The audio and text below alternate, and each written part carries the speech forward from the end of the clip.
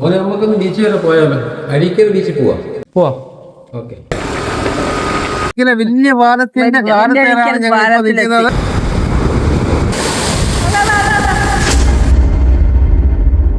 അഴീക്കൽ ബീച്ചിൽ പോവാം. ഞങ്ങൾ ബീച്ചിൽ പോകാൻ നേരം ഒന്നും വിളിച്ചാൽ അച്ഛൻ വരില്ലായിരുന്നു. പണിയുടെ തിരക്ക് കാരണം നേരം കിട്ടില്ലായിരുന്നു. അതാണ്. ഇന്നാണേലും അച്ഛന് ബീച്ചിൽ പോകാൻ ഒരു ആഗ്രഹം. അച്ഛനെയും അമ്മനെയും കൂട്ടി നേരെ ബീച്ചിലേക്ക്. ഞങ്ങൾ ആദ്യം പോയത് ലൈറ്റ് ഹൗസ് കാണാനായിട്ടായിരുന്നു. സമയം നല്ല രീതിയിൽ വൈകിയത് കൊണ്ട് തന്നെ ലൈറ്റ് ഹൗസ് ക്ലോസ് ആയിരുന്നു. ഇതാണ് നമ്മളെ വലിയഴിക്കൽ പാലം. ഇവിടുന്ന് ഫോട്ടോ എടുക്കാൻ പ്രത്യേക ഒരു അടിപൊളിയാണ്.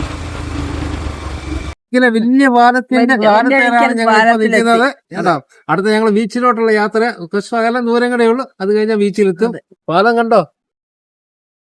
അങ്ങനെ നമ്മൾ ബീച്ചിലെത്തി. ബീച്ചിലെത്തിയാൽ മെയിൻ എന്റർടൈൻമെന്റ് ഫുഡ് അടിയാണല്ലോ. ഇവിടെ ആണെങ്കിൽ മുക്കിന് പല വെറൈറ്റികൾ മാടി വിളിക്കുമ്പോൾ അങ്ങോട്ടേക്ക് ചെല്ലാതിരിക്കാൻ കഴിയില്ലല്ലോ. അവിടുന്ന് 2 കാടമുട്ട കുത്തി ഇറക്കിയത് വാങ്ങി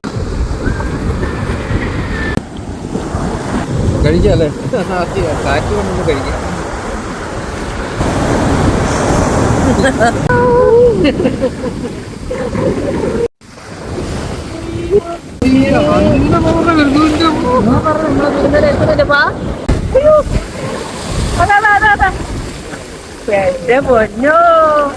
മഞ്ഞേരിക്ക് കടപ്പുറത്ത് ഞങ്ങളെത്തി തിരമാലയായിട്ട് കളിക്കാം. തിരമാല വന്നുകൊണ്ടിരിക്കുന്നു. നല്ല രസമുള്ള കാഴ്ചകളാണിത്. ഏതാ ബീച്ചിൽ വന്നാൽ കീശ കാലിയാവാൻ വലിയ ടൈമൊന്നും വേണ്ട.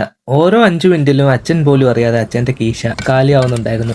തിരമാലകൾ വരുന്നതും കണ്ടോണ്ട് ഇതൊക്കെ കഴിക്കുമ്പോഴാണ്. അച്ഛനെ അമ്മേനെയൊക്കെ കൂട്ടി ബീച്ചിലൊക്കെ പോകുമ്പോൾ കിട്ടുന്ന ഒരു ഹാപ്പിനെസ്, അവരുടെ ഹാപ്പിനെസ് അല്ലേ നമ്മുടെ ലൈഫിലെ ഹാപ്പിനെസ് എന്ന് മനസ്സിലാക്കുന്ന ആ നിമിഷത്തെ ഹാപ്പിനെസ് ഇല്ലേ, അതുപോലെ നമുക്ക്